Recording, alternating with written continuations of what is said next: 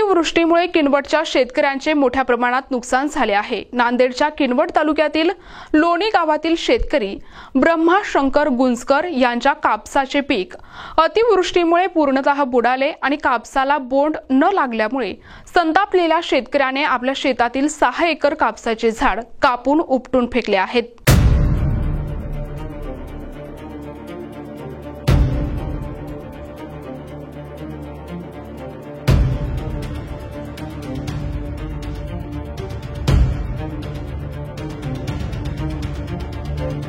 संतापलेल्या शेतकऱ्याने कापसाच्या झाडाला एकही बोंड न लागल्यामुळे स्वतःच कापसाचे झाड कापून उपटून फेकून दिले।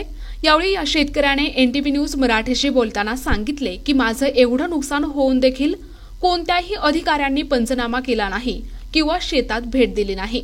इतकेच नाही तर मला आतापर्यंत अतिवृष्टीच्या नुकसान भरपाईचा एकही रुपया मिळाला नाही, असेही यावेळी हताश होऊन त्यांनी सांगितले। ब्रह्माजी शंकर गुंजकर राहणार लोणी तालुका किनवट जिल्हा नांदेड।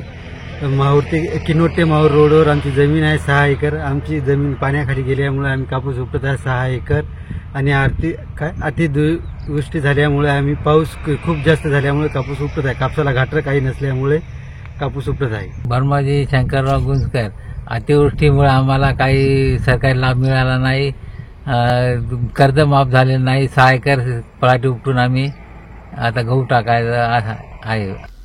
प्रतिनिधी सचिन जाधव, एनटीव्ही न्यूज मराठी, नांदेड।